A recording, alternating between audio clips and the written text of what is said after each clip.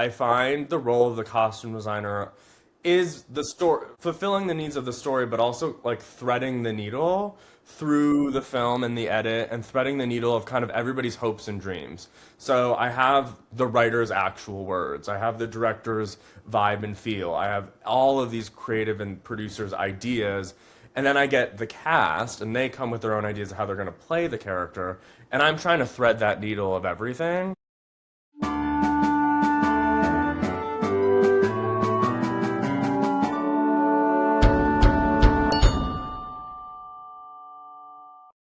All right, welcome back to Suspenders Unbuttoned. I'm Sarah. And I'm Julie, and we're excited to have Keith Costumes Nielsen with us. Welcome, Keith. Thank you. How's it going? Good. We've had an interesting morning, but otherwise we're good, and we're so happy to have connected with you today. I know we've been going back and forth a long time now, and gosh, I think that anybody who is a fan of TV movies will know some of your work, whether they Hopefully. realize it's yours or not. You've costumed some big movies and fan favorites for sure. How did you first fall in love with costume design? By accident, like most things in life. I actually have a business degree from an art school that focused on kind of both sides of the brain, your creative and analytical Okay. side. And I always thought I'd end up more on like the fashion side of it, like corporate Mhm. fashion. I always thought that was my vibe. And then, you start exploring things and you're like, not so much. And in this art school, they were putting a lot of effort behind their film program at the time.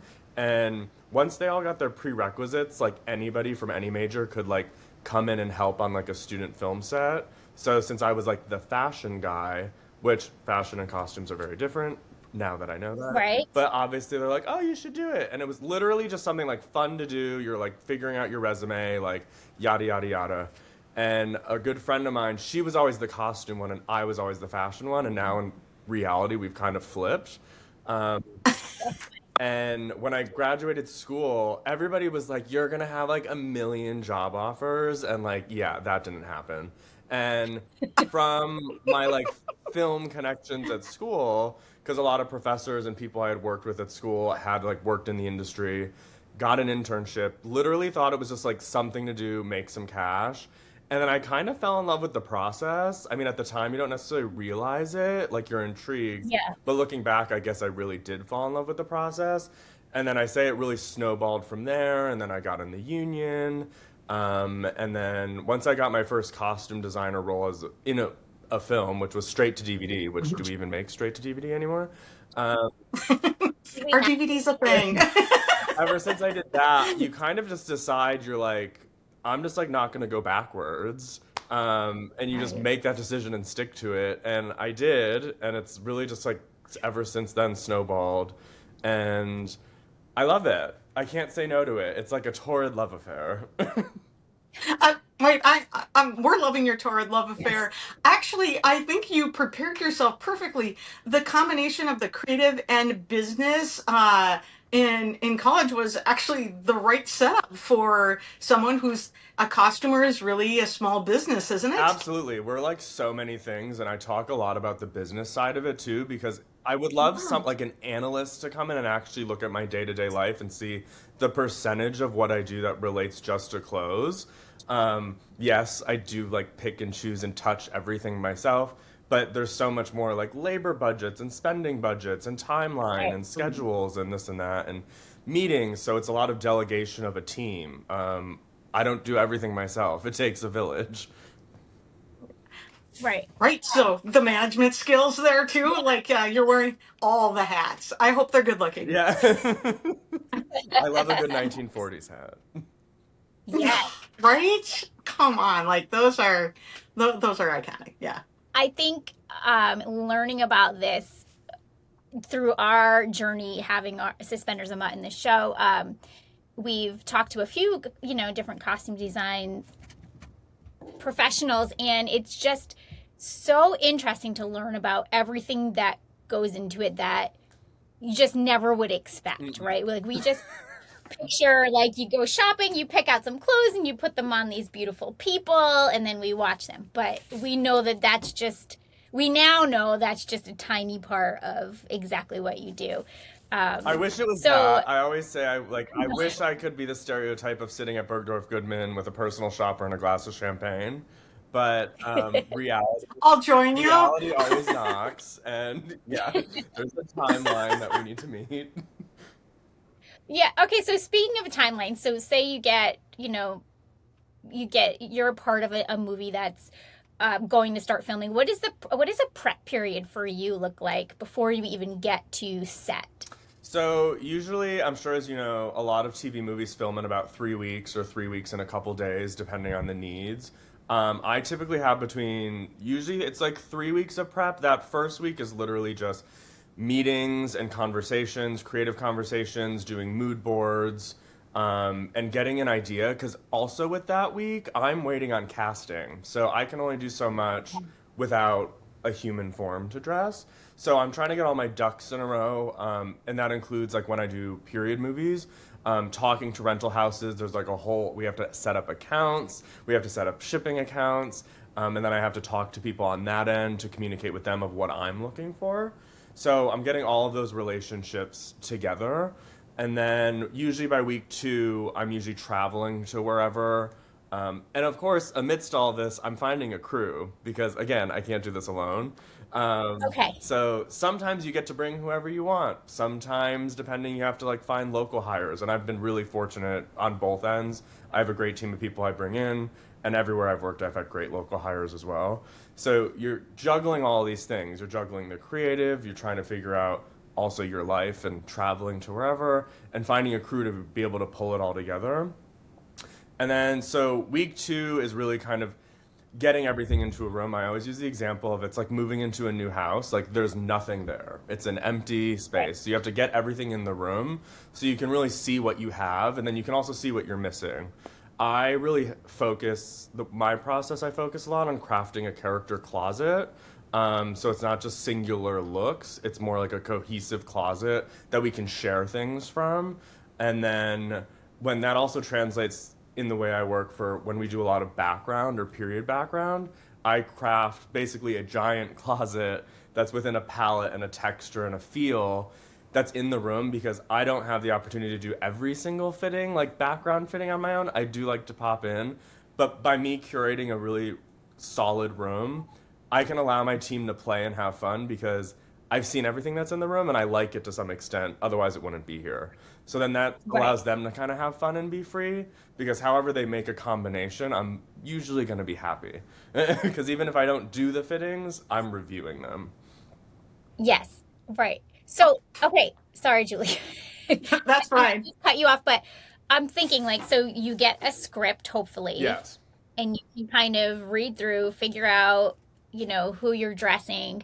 And then how does that all come together for you? Do you start kind of visualizing like, okay, I think this character would dress a certain way? And then of course you do a lot of period pieces, so you've got that layered into it. How does that work? How does your brain work? Can you just like see it?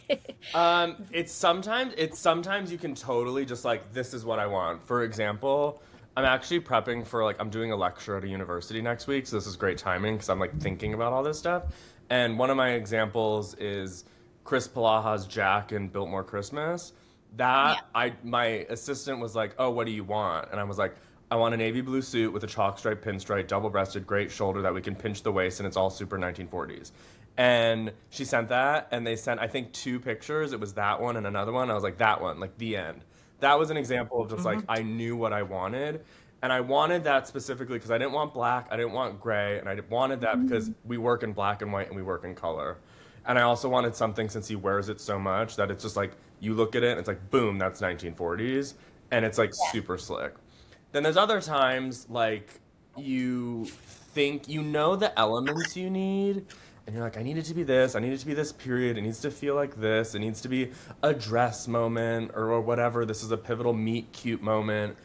And sometimes I try to just sketch something and it just like it doesn't compute to the hand. It just doesn't. So then when that I've learned through years in education of when something maybe the sketching isn't working, you start draping something or I start looking for an existing something that has an idea of what I'm looking for and then use that as a launching pad. Um, One of the big things I do, what you mentioned script, is once I get, there's so many drafts of scripts, and even as you're Yeah. filming, they keep coming. You always have to Yes. remain a little Mm. malleable to things. So I try not to get too married to an idea because then you get heartbroken. So you're always I always say, like, we don't really know what it's going to be until we like call rolling. Yeah. And but that's like the excitement of it all. But when I first get a script, which I remember this, I wish I could remember what teacher this was. When I was a kid, I remember doing an exercise in school, and it was a brainstorming exercise, and the teacher was like, no judgment, no wrong answers, just like shout out ideas. And she wrote every idea down. I do that with my scripts. My first read through, I just write ideas, and that can be color, fashion references, like a movie I just saw, or like an old movie, like things I'm like thinking and feeling. And then on top of that, I've also started, there's some apps that'll read the script to you, which is interesting because then you can hear it and not, so you're using multiple senses. And then Right. tying into that, especially when I do a period movie, I'm always putting on in the background a movie that's either from that period or set in that period. Like when I did 1940s, I was listening to the Andrews Sisters all the time. I'm trying to get into that like vibe and feel, like in all the different kind of senses to fully absorb it because we shoot so quickly. I want to like be able to have that be second nature. I don't want to have to sit and be like, I want to be like reactionary and execute it as opposed to spending all my time thinking because I already have done the thought process in advance. Right. So when you're starting a project, how much input do like directors or producers have on costuming, and how do you work with that? It's different every time. I've worked with directors that are like, it's not my thing. And I'll be like, okay, who do you want me to work with? And sometimes it'll be someone from a network. It'll also be one of the producers that loves clothes and storytelling.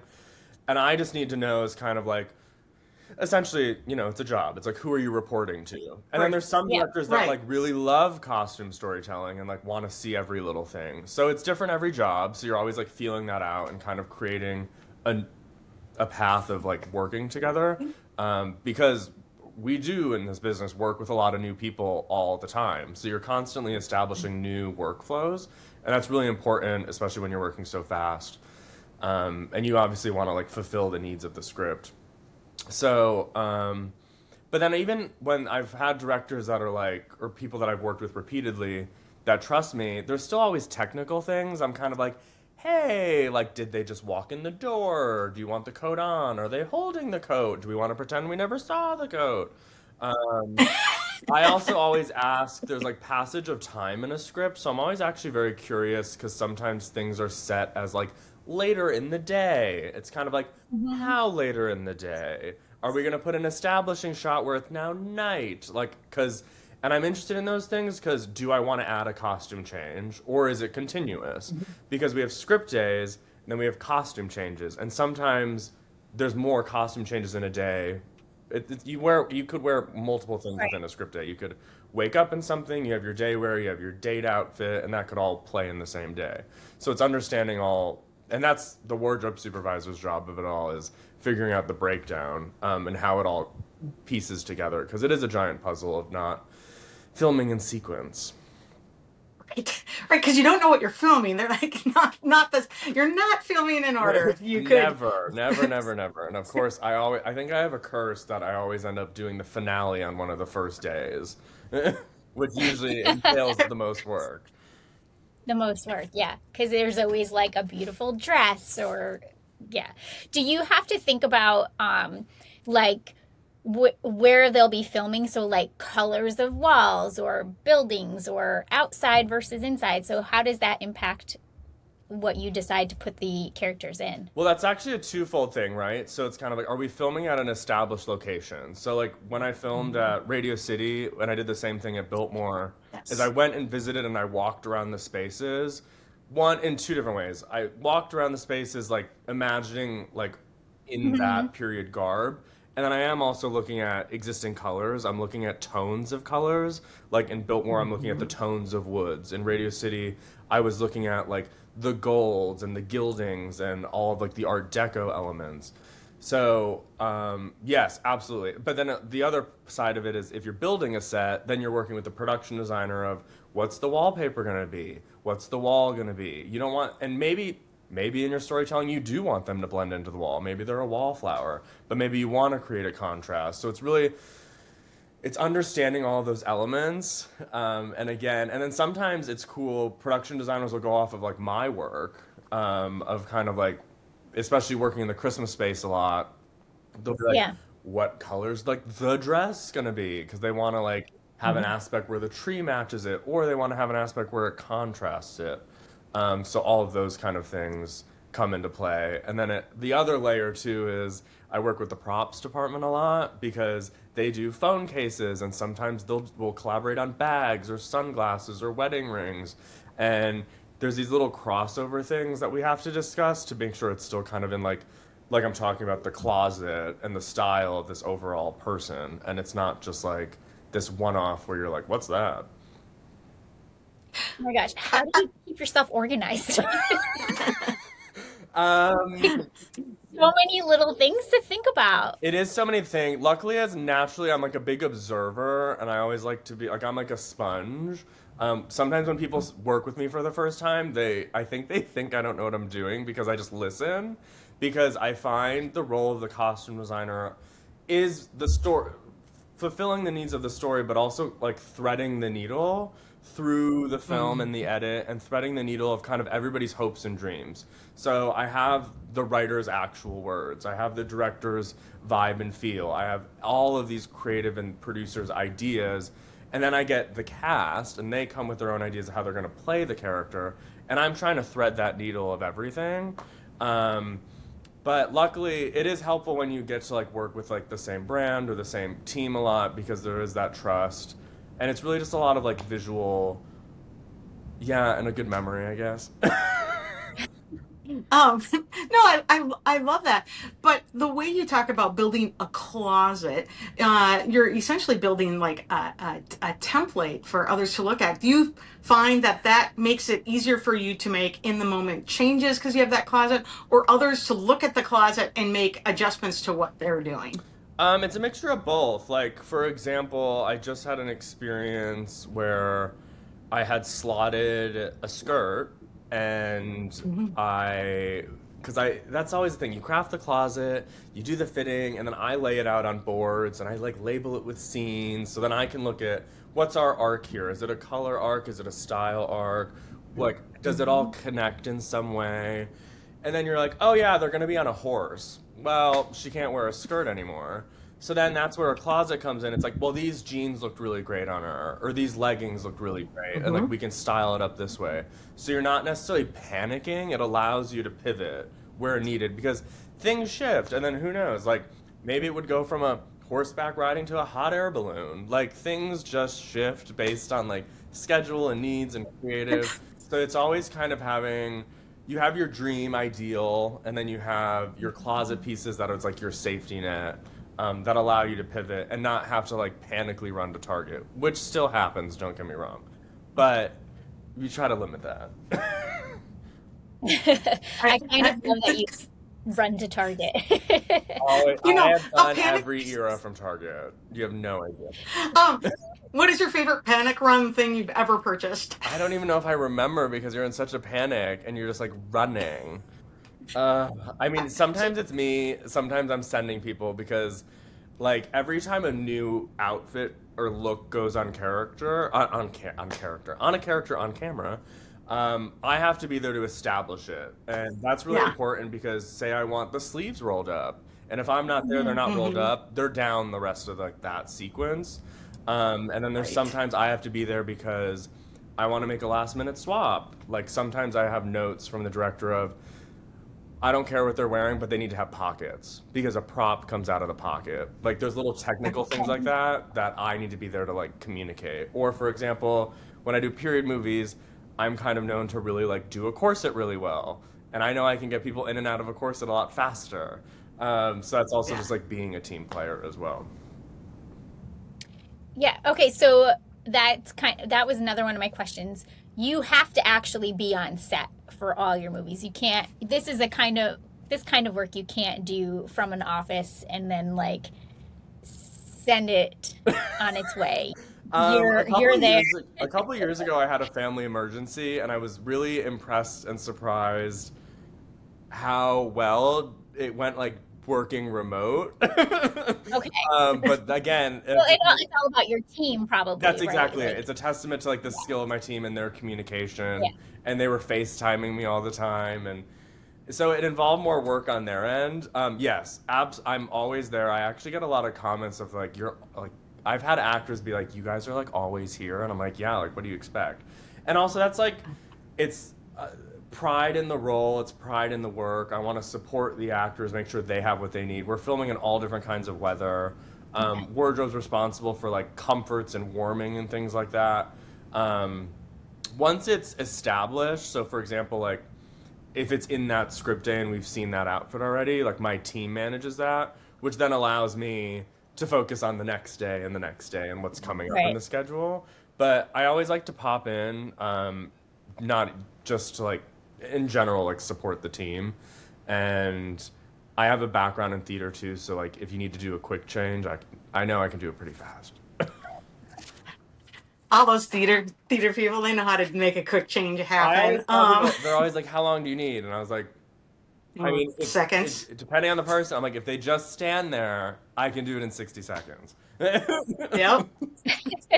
As any good theater people, we both have theater families that are Oh, I involved in love that. theater. So yeah, we love a good. I love a good theater change. It's like also I yeah, and when you know what's happening, I see them come out. I'm like, yeah, Yeah, yeah, nailed the no, there's like this change. fulfillment of it. You're like, oh, we did it. Yeah, yeah. Yeah. My, um, okay, so how much does like the actors themselves impact the way that you are designing a character? Because I mean, everybody is different heights and different sizes and shapes and personalities, and so how does that all kind of come together for you? Like, if you know in advance who they are, does that impact the way you're designing things, or explain that to us? Totally. I learned really early on to dress for the face.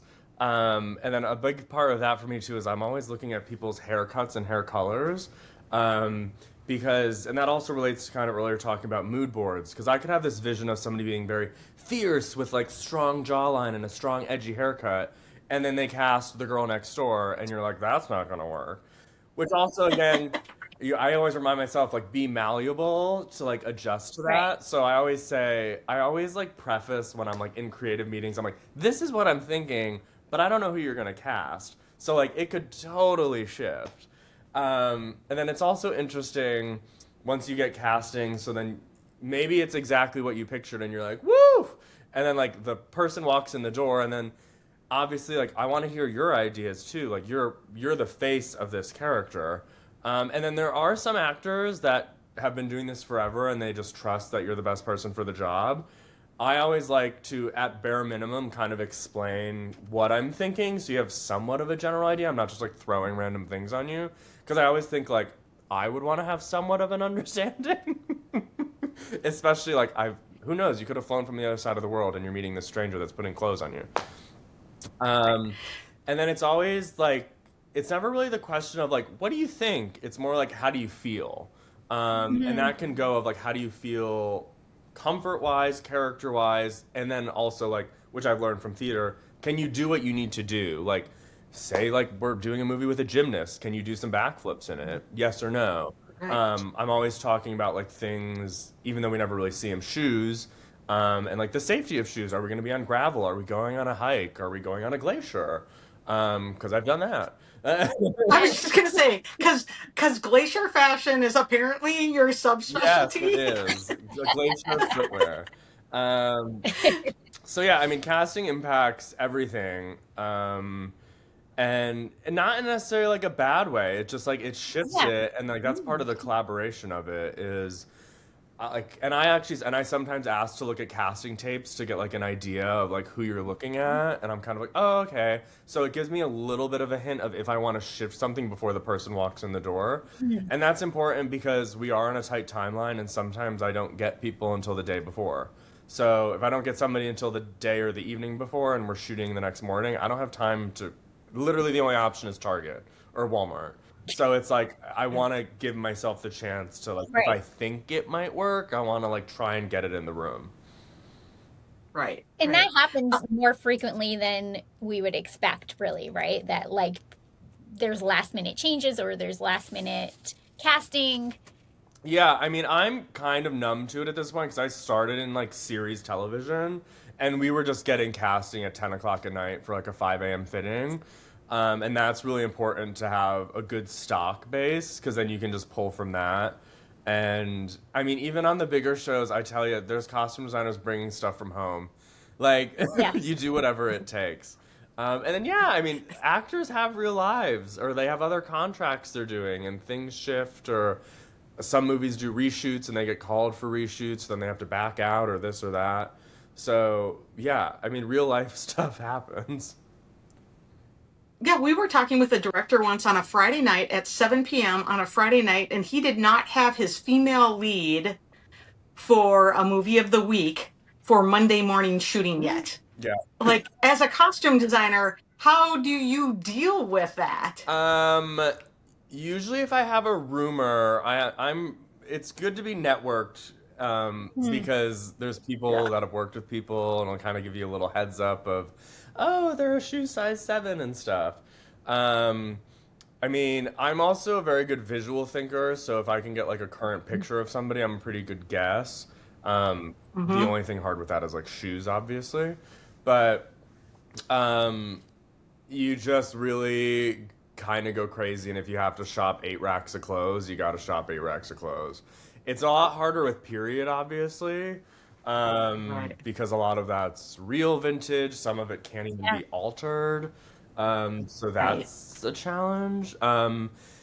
And then in a situation like that, you kind of have to really break it down of, okay, what do I need for Monday morning? And then what do I need to get through Monday? And then on once that's set, then we'll worry about the rest of it. Like you kind of have to Right. break it Okay. down Right. of like you're not necessarily going to get the 3 hour fitting where we can feel everything out. No, no, you're less focused on what's working in the next hour. Yeah. What can we film right away Monday Yeah, like morning? that we're Yeah. all like, In that and situation? as long as like we're kind of happy, like I'm good. Yeah. He was like, I was going to film the kiss right away Monday morning, but we're not doing that now since I Yeah. don't even know who's that. That happened to me. I think there was a schedule shift when we shot at Radio City, and the dress wasn't supposed to work until the last day, and then it worked the first day.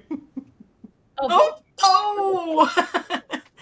And there you were, ready with the dress, I right? mean, that was one of the things of you had to call somebody extra in to do just that.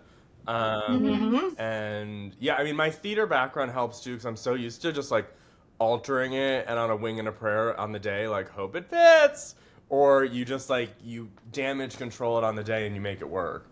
Um, Right. or which I've done a lot, throw a corset on and make it happen. I'm, I'm like, there's a lot of stitching and corseting. That's my Yes. favorite. Well, You're stitched into this, and we'll have to unstitch you to get you out of it, but here we yeah, in are. Fiji, one of the dresses we made for Lacey, that thing just kept falling, and we just were stitching it over and over and over again. Oh my Um, gosh. People do not think about all the things that go into it. Um, do you have a favorite costume that you've costumed for a movie that people have maybe seen? I mean, there's this one behind me, actually. That's Christopher Lloyd's conductor uniform sketch that he signed for me. Um, that's a favorite of mine just because that was my first Hallmark movie, and I don't know, Yeah. Christopher he's an Lloyd. Yeah. icon, and like the character Yeah. is cool. Anything really that I get to like make or like put my imprint on, I really Mhm. love. I do love the Radio Yeah, City dress, especially because it was on stage at Radio City. Um, like come on. yeah, I mean anything I get to like, because honestly in film it's very rare to get to build things because like we do shoot so Yeah. fast and just like time and budgets and this and that. And honestly, there's been times even recently where I'm like, I walk into it not wanting to make one thing for like my health because it's stressful. And then you just like get into it and you're just like not finding anything and like you're not happy. So then you're like, okay, we'll make a dress in a day. It's fine. Um, so speaking of making things, like you went to college, you have this business and arts degree. Nowhere in there does it say, I am sewing. So No. where did you where did you learn to sew, and how did you push yourself forward So I'm quickly not with an that? expert by any means, but my grandmother did teach me how to sew when I was young. Mhm. I still have no problem on any job. If you need to throw me behind a machine, I will whip that up. It might not look pretty on Yeah. the inside, but it'll look great on the outside. Um, the biggest thing for me is I don't think you need to know how to sew to be a costume designer or even a fashion designer, but you do need to understand how things are constructed for the sake of communication. So I Yes. understand, and I ask a lot of questions. I'm kind of like, okay, like if we cut it like this and we do it like this, da da da da, how long is it going to take? And I'm not asking in a way of like, how long is it going to take? I'm asking some Right. budgeting in my mind of, okay, that's going to Yeah. take 4 hours. The finishing is going to take another seven, da da da da da da, but it works in 3 hours. So like, how can we, like consolidate this to get the visual, but also like meet the timeline? Um, that's the other interesting thing about film is it doesn't need to last like a real garment. It just needs to get through sometimes a couple hours, sometimes a couple days. Right. Right. Right. It doesn't need to be lined. It doesn't need to be Yeah, right. don't get me wrong. If All we can the do it the whole 9 yards, right. absolutely. But I remember I was on a job and I think there was this shirt. I think it was a men's button, just like button up, but there was a lot of length on the bottom. We just wanted to cut the bottom so it wasn't so much bulk being tucked in. And we had gotten two of them for turnaround, meaning one's always in the laundry while one's being Yeah. worn, and you can swap back and forth. And that shirt sat on that alterations rack until the very last day because something always took priority over it. It's whatever you need. Yeah. Yeah. So while we're talking about making costume pieces and things, I feel like we should talk about your Letterman coat because you did design something that you are selling. Are you still selling it? Yeah, I mean, if somebody wants one, hit me up. Which Um, is from the Kansas City movie, which why can't I think of the name of it right now? Holiday Holiday Shop. Touchdown. It's Yeah. Yeah. a Chief's love Chief's love story. story. Yeah. Um, so Yes. that the original idea. So basically, the coat in the movie doesn't really exist, so to speak, because it was two existing Right. things I put together. But the idea was to really unite the kind of two brands visually, and then my team was like, "People are gonna want these. People are gonna want these," and da da da da da. So I used that original one as a basis, but then as a designer, you go in and you tweak it, and I really streamline the pattern a lot. Something that not many people necessarily would probably notice, so to speak. But like the original has this like belt piece, and it has like a slightly different stitching, and I also really upgraded the fabrics compared to the original. Like mine's like a very lovely cashmere blend, and I thinned out the leather so it lays a lot better. And Mhm. like we custom wove the cuffs and the banding, and it's a really hot, beautiful quality piece. Just waiting for the NFL to hit me up, and we can do every team. I was just gonna say, could they order for any team they wanted to? Hey, if you pay in advance, anything's impossible. Uh, I love it. Well, it's true. It's hard to find cute sports Yeah, well, when I wear, did those two like for women. movies, when I did those Yeah. two movies, I didn't want it to look, obviously there's going to be branded merchandise. I didn't want it to look like I just went to the store and that's the only thing I put people in. Like I wanted like other things, or I remember like I put Hunter in a lot of like sporty looking things. Like she had this like cute green and white plaid like bomber that had like an athletic kind of band to it, Mm. but it wasn't like just like a branded t-shirt. Right. There's like Hmm. other ways to interpret sportswear. There are some cute things out there, but yeah, I get what you're saying. It's hard to just like go. Like it caught my eye. I live in New England, so everything's coming out Red Sox right now. Yeah. So we walked by and was like, "Oh, that's cute." And usually you don't say that when you walk past. And customized sportswear is a big thing. You see that now. A lot of No, yeah, like the NFL wives are like get ordering custom stuff all the Well, yeah, time. because everybody So wants, I their person's number. Yeah. Right. No, like you see Simone Biles or some of these big celebrities are having custom pieces done. So your custom work just felt very like authentic for the Oh, time too. thanks. Yeah, I always like to try Yeah. it. I never want it to feel like forced because I feel like audiences notice that where it's like, oh. Um, and like even like the dress I did on the Chiefs movie, like we had tried again, I didn't want to make a dress. And we had tried a bunch of dresses and we actually liked a lot of them, but they were just like cute. And like you don't Hmm. want to be like, "Oh, that's cute." You want it to be like, "Oh, that's awesome." Right. Yeah. Right. Yeah. Yeah, you want it to stand out on screen too. I can totally see that. Um, when you're doing everyday fashion on screen, like we talked about the dresses and the iconic pieces and stuff, but a lot of these movies kind of have everyday fashion in them. They're running off to work or they're, meeting with friends at the coffee shop or whatever. What do you think about as a costumer when you're putting the everyday fashion on your actors on film? I mean, it's a lot of factors. I mean, for me, it's always color and texture because even if it's not like a big moment, I want there to be a consistency of like even like the weights of fabric. Specific, I mean, I love a color arc of kind of where are we meeting somebody working in this medium. We have to kind of be a little obvious because we only have like an hour and 20 minutes to tell a story. So the first time you see somebody, you want to be like, "Oh, they're sad and depressed because they hate Christmas or they don't like their job." And then like they're moving towards like ooh romance and they're feeling like lighter and like you want that to Mhm. reflect their choices because they just have like an endless closet of everything Yeah. which Of I There's course. love to always a lot. I love to Yeah. feed into that fantasy. I don't fight it at all. If I had the energy, everybody would have a completely different earring for every outfit, like for no reason. Why not? But it'd Yes. be in the closet. I would make it like in the character for sure. Um, yeah, I mean, I do actually, and part of my process with sourcing things, when I do my mood boards, I basically just go online shopping. So that way, for the sake of collaborating, when someone's like, "Oh, I love that. That feels so that character," I'm like, "Great, it's on its way." Because even when I started, people would do mood boards the old school way, which is flipping through magazines and printing Mhm. pictures. And I mean, that's what it's supposed to do. It's supposed to evoke a mood and a feeling. But when you're again working on a tight timeline, if you see something, you kind of want it, especially in the world we live in. Um, and then you also sometimes narrow in on brands that you're really loving what they're doing right now, whether it be color or pattern or like what their current style is.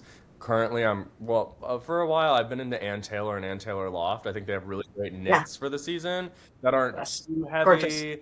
Um, Mhm. that's also a technical thing. Like when I film in the warmer months, I try to go for like a cotton or an acrylic knit versus a wool knit. Um, Mhm. and then So your poor actress isn't sweating to death? yeah, and you get the idea, but it's like it Yeah. breathes a little more. Yeah. Yep. um, Yeah, I mean, that was part of my question that I was gonna ask about that when you're dressing for these, holiday movies where they are in big sweaters and big coats. I mean, you did the Arctic movie and stuff. So how do you make it not look so bulky? Like, do you have a trick of the trade that you can tell us? Like, how do you make it not look so wintry? I mean, it looks wintry, but they still look so good, yeah. right? Um, Like they're not wearing these big boxy things. tailoring is your friend. I love to snatch Mhm. a waist. Very few people are off the rack. I could probably figure out two people in my career where I'm like, wow, everything fits you really well. I don't need to do one thing. Um, and then with the heat, you're cutting off sleeves, which then on the technical side, then you need multiples of everything. Because if you chop Yeah. it Oh, when they take sure. the jacket off, you need to have the sleeve. So there's a lot of technicals with that. We do a lot of ice packs in waistbands in every little area, ankles, and people's boots. There's really like no winning, and it's a team effort. I mean, a lot of the wardrobe team, the hair and makeup team, and I mean, a lot of times we'll roll the camera, get people in position, roll the camera, and then put the coat on, and then they just cut around Yeah. that Mm. because you want because it's so hot they just get everybody gets shiny. So you need Yeah. every little last second. Ha, I love Yeah. it. But on the Okay, other but side of it, then there's also, the cold. Yeah. yeah, that's what I was gonna say. But you've also literally shot on a glacier. So when it's that cold, let's hear the other Well, side. Because more than first the of all, I glacier love was the ice cave, which was fine during the yes. day, but then the sun goes down and it's like very difficult. Um, there's only so many layers you can put on and like still fit your pants over it, mixed with you don't want to look or feel bulky. Um, and again, you're stuffing hot hands everywhere. Yeah. In Iceland, we ended up just buying heated thermals because Mm, it's better just like one heated layer versus like Mhm. five unheated layers. And then it's also active. It's a team effort too. It's like heating vans, nearby set. It's a whole thing. It's Um, a whole thing. doing yeah. jumping jacks. Um, right? Uh, but sometimes like when you are on you're on a glacier, you actually do kind of want that like puffy jacket look. I mean, we are all watching the Winter Olympics right now. I love some of the fashion that's out there on the hills. So like how do you make those puffy jacket choices and things like Well, that? that's actually a good point because I typically favor like a nicer wool coat. It looks like nicer and more Yeah. elevated. But when I did Finish Line and Christmas Quest, those are stories that really alluded to and service the story to have a puffer coat. Obviously, she's a Right. dog racer and they're adventurers.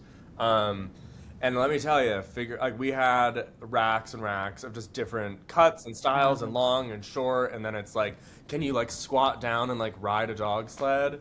Because if it's too long, it keeps your legs warm, but can you do what you need to do? So that's all in Yeah. like the fitting process.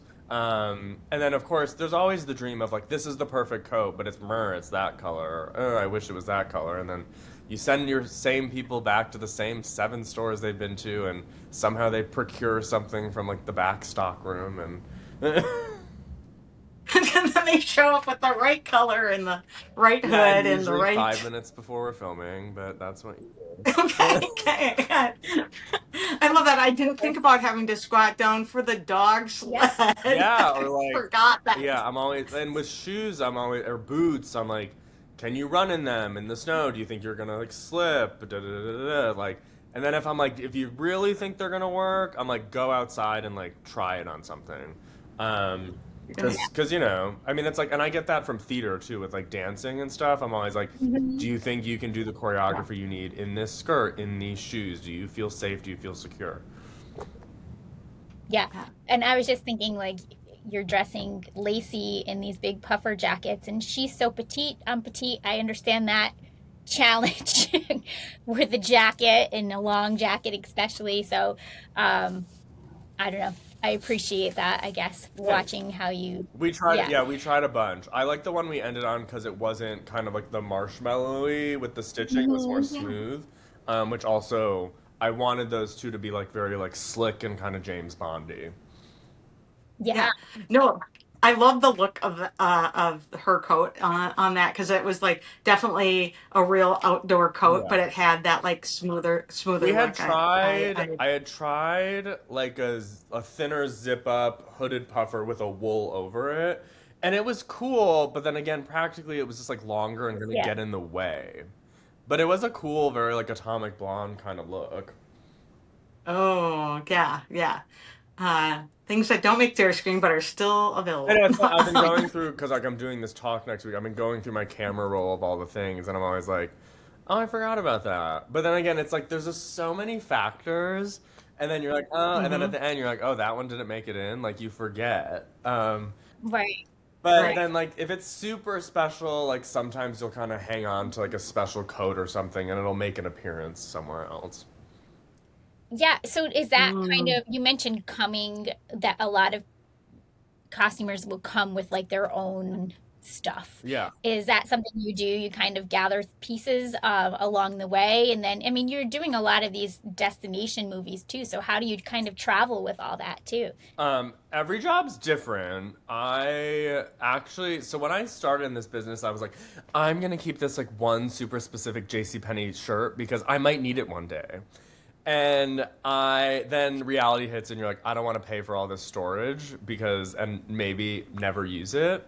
So I've started really thinning my stuff down to like more special items. So very unique things, vintage pieces. I love. And then the technical things of like, I keep a lot of like equipment, like jewelry trays and steamers and sewing kits and set kits and chopstick and all of that, get lint Right. rollers, all of that gack. And then sometimes production companies also have their own storage too, so that can kind of balance it out. I try, my goal is to really thin it out and just be a storage unit of basics, meaning suits, Hmm. tuxedos, jeans, t-shirts, white like dress shirts, ties, just like super basics because even if it's something that's special in a movie, I don't want to reuse it. You really can't reuse it because it's so Right. noticeable. Yeah. It's like putting the Chiefs coat in like a random movie. Like you're gonna be like, oh, same costume designer. Wow, Right. riveting. Um, so yeah, I mean, I do definitely always bring, especially at least my equipment. With the international ones, it depends. It's a big conversation of are we sending things?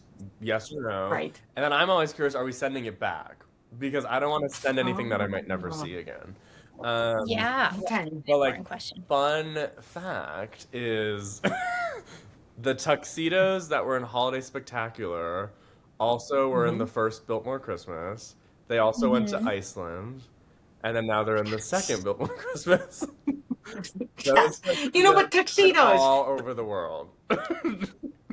iconic look. They nobody's gonna say that's from that movie. I Well, mean, maybe now that you that's told something us, of but that's a great thing to say because you're Right. never gonna know, and it's a massive budget savings.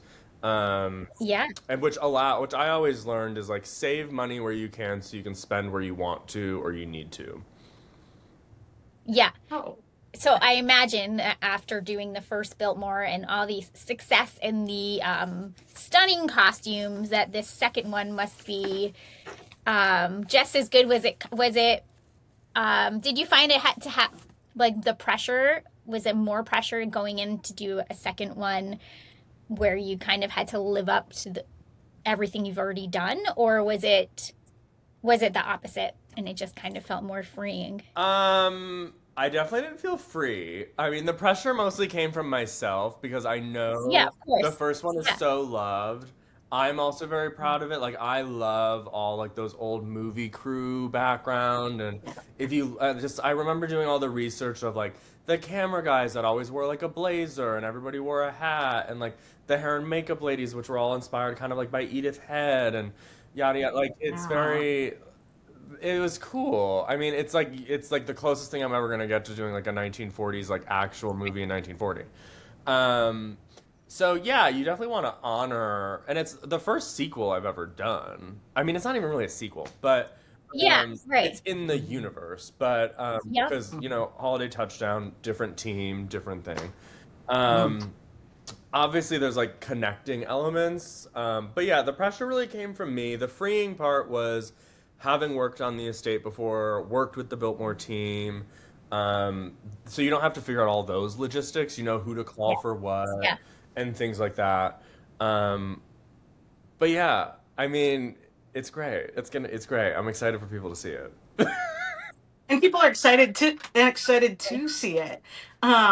You know, if you so it's a dream. You know, people dream to even just go visit the Biltmore. But is there a dream movie or a type of costume for a movie that you'd love to costume?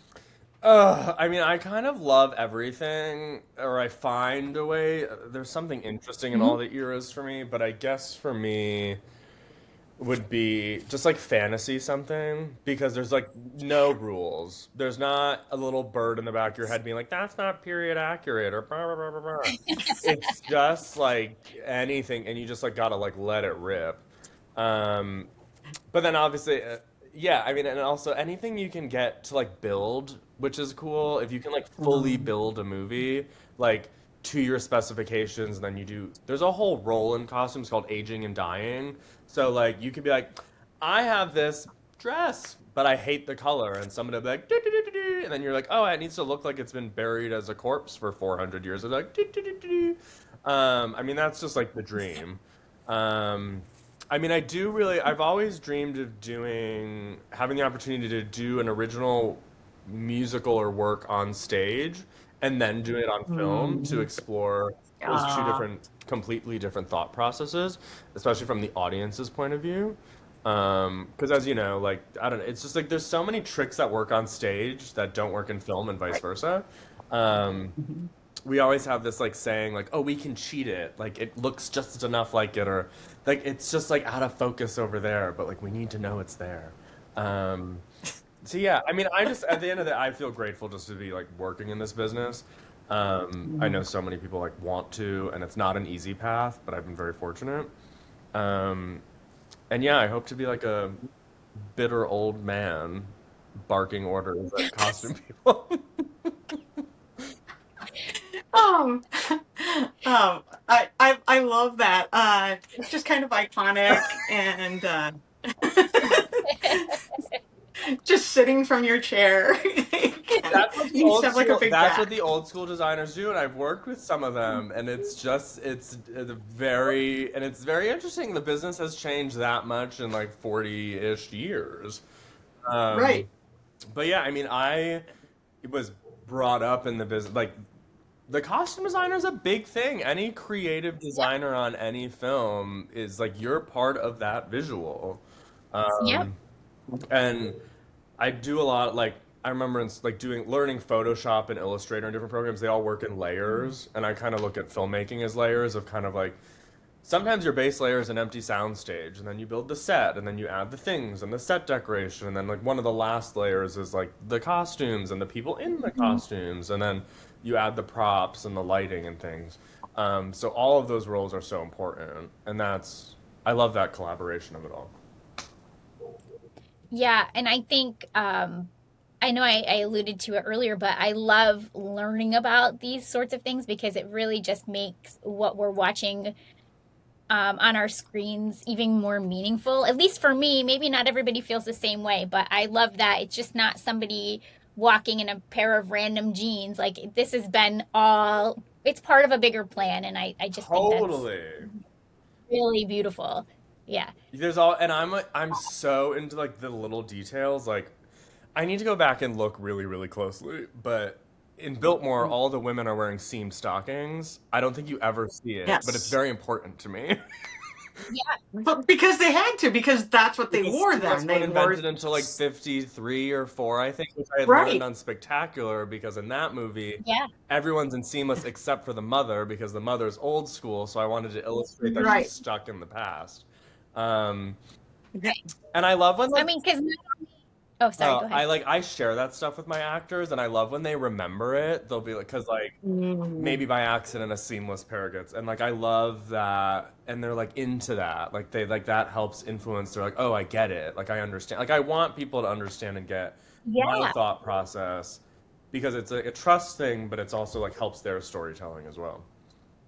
Yeah, exactly. That's exactly what I was going to say is it will help them to feel in the character more, I imagine. So it's not just about what we're watching, but it's about the actor and becoming that character. So it's such a double-headed thing, I guess, Yeah. fashion.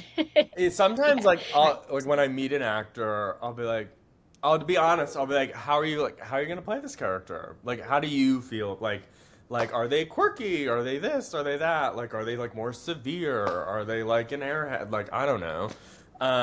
And then that sometimes really helps me nail it. I'm like, oh, okay, okay. And then like sometimes I ask that question and you'll get like one or two looks out of the fitting because I'll realize everything in the room is not aligning with that. Um, Hmm. so then it's like, then you got to reshop it and go through that whole system again. Mm. Crazy. You know, um, so as a costume designer, do you have advice for everyday fashion for people out there looking to pick pieces. I mean, the biggest thing I always say is try it because you never know, and it doesn't hurt to try it. And then again, Right. go to a tailor. I don't care if it's $5 at a thrift store. Like if there's like a hope and a will, like a tailor can like it can make it fit like, and you like will just like fall in love with it. Um, Even me, I would like I need to tailor things more, but definitely try it. It can be like so fun and like again curate your own closet. I love that we're kind of in this world of like creating capsule wardrobes. Right. Yeah. Like if you love a t-shirt, which I do, go and buy it in every color. And then like that's like your signature thing. And then you can style that up with a Right. blazer, but you also can just like wear it to like running out an errand. That works with your life because not everybody's a fashionista and that's fine. Um, Hmm. but you kind of when you know you look good, you feel good. Right. That is true. Yeah. I love that advice. Because sometimes people are like, "Don't buy it in every color," and I'm just like, "Oh no, I'm buying it in in every I color." Thank did you very once have a much. fitting where the individual liked everything, and in the fitting was having her assistant order everything in every color. Which I take as a great compliment. Absolutely. Yeah, that is a great compliment. That I do. I love I love. introducing people to different brands and things that maybe they Hmm. never have like heard of before. Or I work closely with a lot of different like jewelers and brands that are like kind of smaller boutique brands. Um, that you know just like loving like the fabric or the insole of a shoe and different things like that. I think that I would be one of those people. If I ever was in a movie getting dressed, I'd be like, yes, it fits me. It looks good. Like, order it. I think I would be like the best like actor to dress. I would be the worst. Because even when I've had things tailored, I'm like, yeah, like whatever you think. And then I'm like, no, like this needs to be more like this. Or it's also so funny when my team, even if it's modern, my team dresses and reviews all the background to make sure that, for example, like there's no big logos on something or neon or Right. tight stripes that strobe on camera. And usually Nobody's got time for at the that. bitter end, normally like I kind of just like look over things and I look at like what our leads are wearing and I place people. But the story is happens all the time. I go up to somebody, I'm like, oh, I'm just gonna like take this scarf off. I'll put it upstairs. Like, which table were you sitting at? Da da da da da. And they're like, oh, they told me to wear it. I'm like, yeah, yeah, yeah, that's nice. And then I'm like, I'm the boss. It's fine. I was like, I'll tell them it's fine. And they're like, oh, okay. But I appreciate that they want to do what they're told. Yeah. Yeah. Uh, Um, I love that you're like removing things. Yeah, well, Just because I gonna look take at it, that. I also try to look at it from the audience's point of view. Is like, what's distracting me? So Hmm. it's like, and that, like, if Right. it's distracting, it's pulling you out of the story and like what the words yeah. are, even if it's a Right. scarf or a hot pink purse or something. Yeah. Yeah. Absolutely. You want the viewer's eyes to be where they're supposed to be Totally. to follow the story, not in the corner somewhere. Keith, would you play a little game with us? Sure. Okay. We need to get better at this, Julie. Yes, I'm like, did you see my comment there? I did not. I'm, so you go ahead and go first. Okay. What is the best piece of advice you've gotten recently? Recently, oh God. Um, Or whenever. Yeah, I mean, the it can be best whenever. creative advice I've ever gotten was probably when I was like 8 or 10 years old, and it's actually sitting over there. I used to go to art classes every Wednesday night, and there was like a whole curriculum, right? So like X project was supposed to take 3 weeks. I remember this project was taking all of us forever, and our teacher was like, "We're finishing this tonight." And I remember I got to the background and we were doing chalk pastel because it's quick and easy and yada yada. And I was sitting there at least for 15 minutes trying to decide what color background because like that was the biggest problem in my life at the time. And I remember my teacher saying, just start with something because Hmm. it's chalk pastel, so you can just wipe it off. And that was such an important piece of creative advice for me because when I'm stuck, I just need to start doing something and then pivot from there and let the creativity flow versus sitting with like writer's block, being like, what do I do? What do I do? What do I do? So I always think of that. Literally, I thought of it on like my last job. I was just like building something and I was like, I don't know. But I was like, it doesn't hurt me to pin something on it. I can just take the pin out versus Yeah, sitting there staring at it, smashing my head in my hands. right. Just start it. I love that. What is a song you've recently used as inspiration while creating? Well, right now I'm obsessed with the Wuthering Heights Charlie XCX album. Um, Well, there's a lot to be obsessed on that album. So, and then I love live performance and concerts, so I actually really love I love anything Madonna, but then I also really love Demi Lovato's new album, and she did like a one night only concert because I love thinking of the visual of that, which is really fun and interesting because if I'm creating, for example, a period piece, which I just did, but listening to like modern like pop rock is kind of an interesting like dichotomy and balancing act, I guess. yeah, I love that actually, because then you're just like, how does that inspire me? This is a Right. movie that's airing contemporary, but it's a period piece, Right. right? Or it's just like it get, music releases, it must release some chemical in the brain. And that's why we love Yes. Yeah, it. yeah. Dopamine. We Absolutely. all want some dopamine. What is a habit that you've picked up from work that, you shows up in your real life? Working too much. Um, that shows up in my real life. I mean, it's hard because it's like I'm just naturally a creative. But I mean, probably I like, oh, how I hang things on a hanger. Ooh, that's a good Um, one. like, I don't necessarily need to button all the buttons on a shirt, but I need to button the top one so it doesn't fall off. Or I like to have as much hanging as possible in work Mhm. and life because if I don't see it, like if it's stacked on a shelf, I'm never going to touch it. And I drape sweaters over a hanger so it doesn't stretch out because otherwise you get like the weird shoulder Mhm. things. Which if anybody that has worked with me, that's like my big thing. Like I always like announce to the room, this is how I like my sweaters on. Um, which then, and a lot of people are like, oh, that's so great. But yeah, that's a habit I've definitely taken home. Okay, I love that. Drape your sweaters and button your shirts. Do you have a favorite kind of hanger? For for work, industry standard is like a crystal one that has like little hooks on it for like bra straps and things. Yep. In life, I love like the velvet thin ones because they're better for space. But for work, they're more industrial. Okay, good to know. I feel like that was an important question. Well, the velvet's good because then it grips the sweater. Yeah, yeah. Perfect.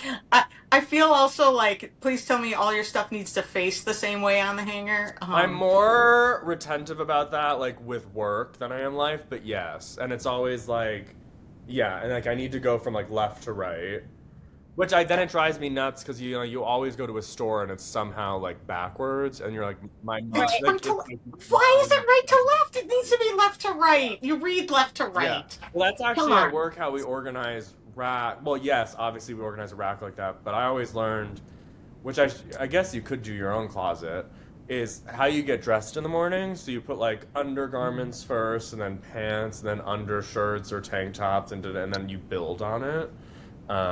But yeah, like you're reading left to right. Yeah. Yeah, exactly. Um, so, what is something you like to do in your downtime that you don't really have any of? What do you like to do for fun? That's a hard thing because I'm fortunate of like my work is like something I'm very passionate about.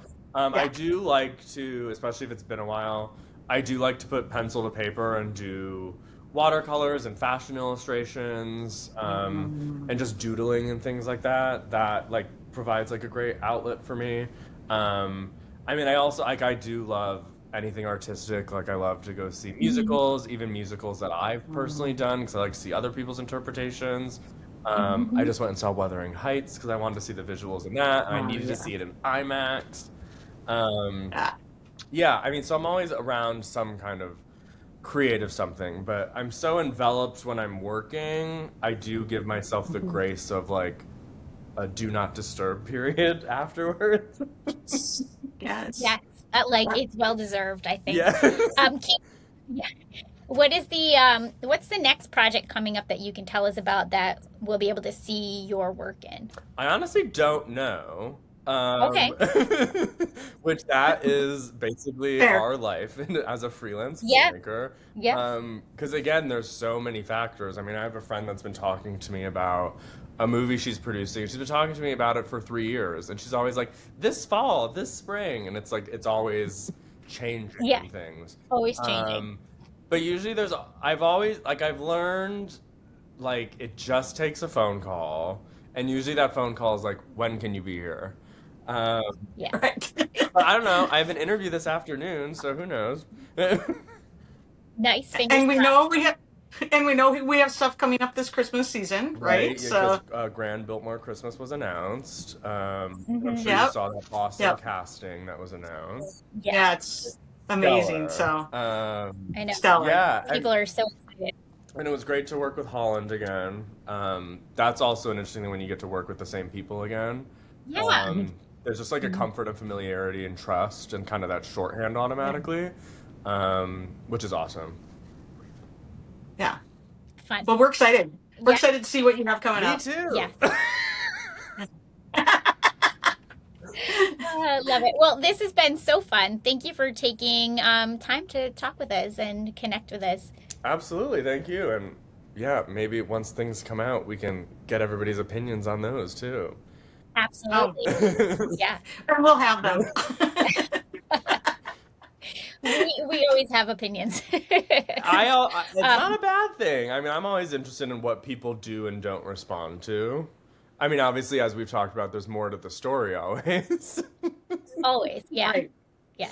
Right. But yeah, Yeah, no, I find it all fascinating. So thank you for this conversation. It was absolutely. great. And I'm sure everybody will enjoy it. Thank you everybody for watching or listening. Please subscribe to our YouTube channel and we will see you next time. Bye. Bye, everyone.